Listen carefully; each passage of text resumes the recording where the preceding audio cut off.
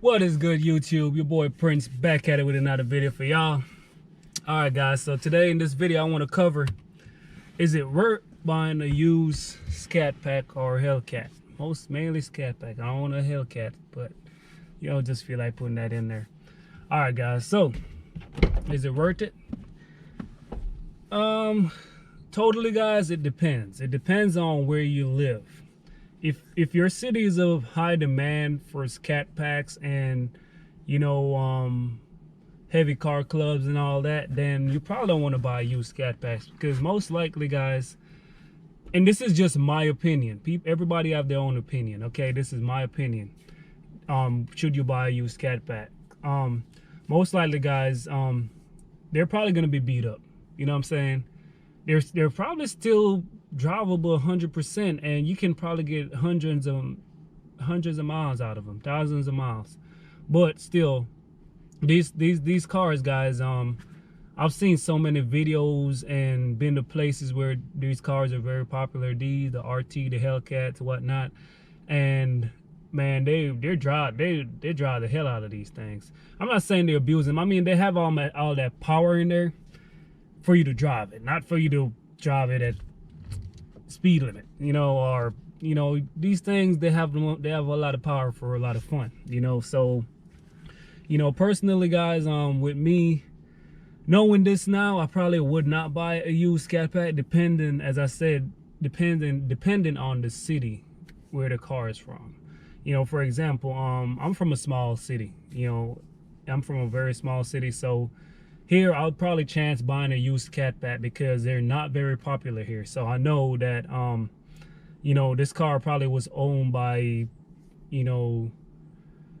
it's not very popular here, meaning it's not a lot of car clubs for people to go out and try to show out, because these cars, you basically always gotta show out some, this is the show out car. You pull up in a Scatpack and you have to make a point, and yeah, it's not a lot of people that own Scatpack in my small city.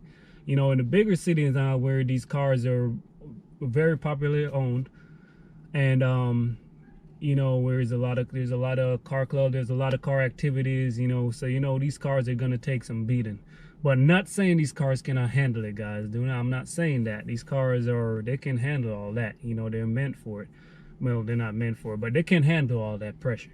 But with me personally, I would like to buy a Scatpack if I was buying it used, to buy it not abused. Like, not saying they cannot take abuse, and I keep correcting myself, you see that, because I know somebody's gonna say in the comment, oh, blah, blah.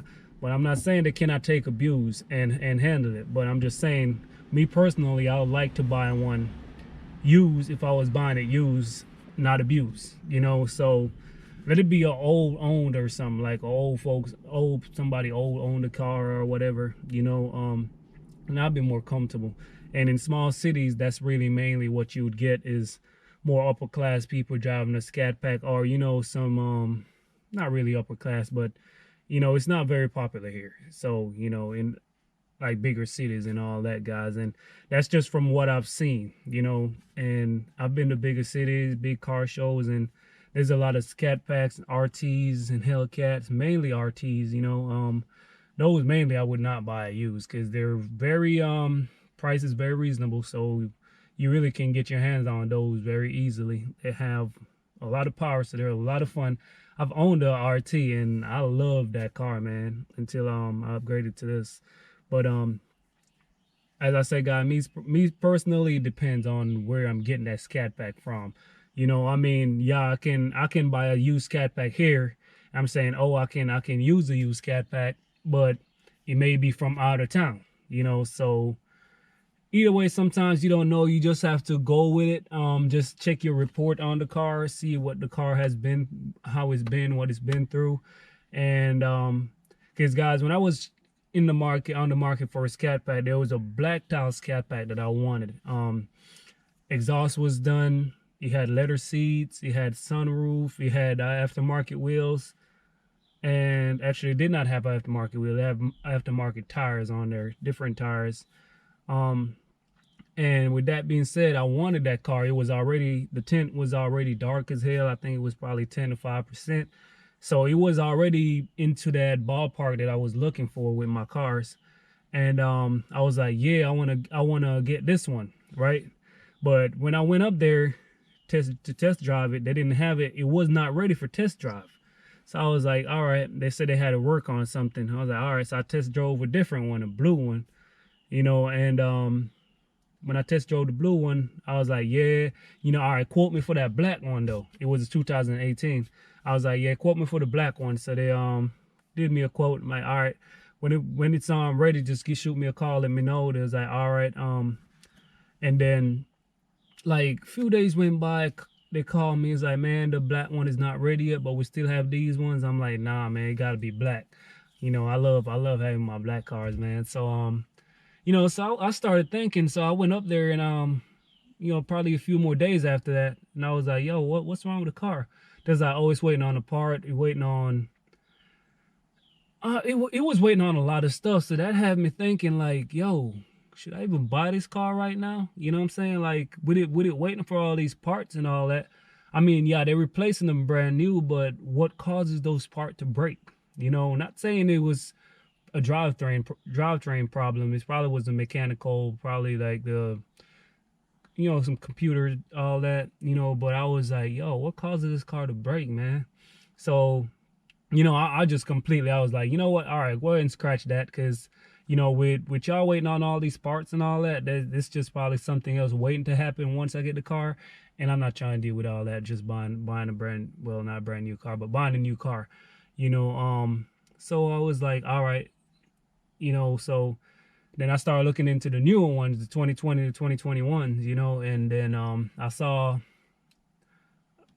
we're not going to really go into all that because I'm going to go all the way back, and that's getting off topic. But yeah, guys, it depends. It really depends on, how the car was treated. You want to definitely check the owners, how many owners the car had been through, and or how many owners had been through that one car. And I mean, obviously you're not going to know, like age and all that, but I'm just kind of getting like in depth. But you definitely want to make sure, guys, that the car is performing right and all that. It's really no way for you to know going in there buying the car, because you may go out and buy a car and a few months later transmission go out.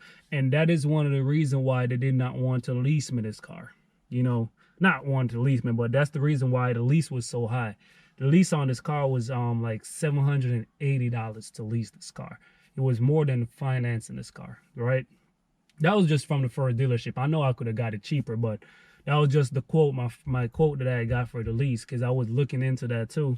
And then the quote was so high, I was like, no, because now I was like, why is the lease more expensive than the finance? Because normally lease is cheaper than finance, because you're only leasing the car for the period of time that you own the car. So if it's 3 years, it's 36 months, right? So I was like, they was like, well, yeah, these cars does not lease well, because people take them and they abuse these cars, so like brand new, you buy it, abuse the hell out of it, crazy driving, racing, burnouts, going crazy, and then you take it back. Somebody come in and buy the car, then here comes the transmission going out, here comes some drivetrain something going out, and just that's the reason why the guy was explaining to me that these cars doesn't lease well, because people tend to go crazy with them. Not just the Scatpacks, I'm just talking about like RTs and the bigger V8s. And then he was saying basically at least like how trucks lease, because he was saying like with trucks it's the same way. They don't lease well, because you buy a pickup truck and then you go and haul hundreds and pounds with the truck, and then after a while you just abuse the towing capacity of the truck. I don't know if that's the right word, but yeah, but that's just it, guys. Just wanted to cover, is it a good idea to buy a used Scatpack? It depends, it really does depends on where you get the Scatpack, and probably the year of it, how many miles on it, which miles sometimes it can play a big role, sometimes not really, because a car with a high mileage can outlast a car with low mileage. So not because it has low mileage on it, meaning the car hasn't been through a lot, you know. So there may be cars with like 50,000 miles on it. That's just 50,000 highway miles, and then you have a car with, you know, 15 or 20,000 miles on it when it's 20,000 in the city, going crazy on a drag strip, doing all kind of stuff, miles on it, you know. So it just really depends, you know. But yeah, guys, that's it for this video, man. I appreciate y'all for watching. Don't forget to comment, like, subscribe to the channel, hit that bell notification. Holler back at your boy. Peace.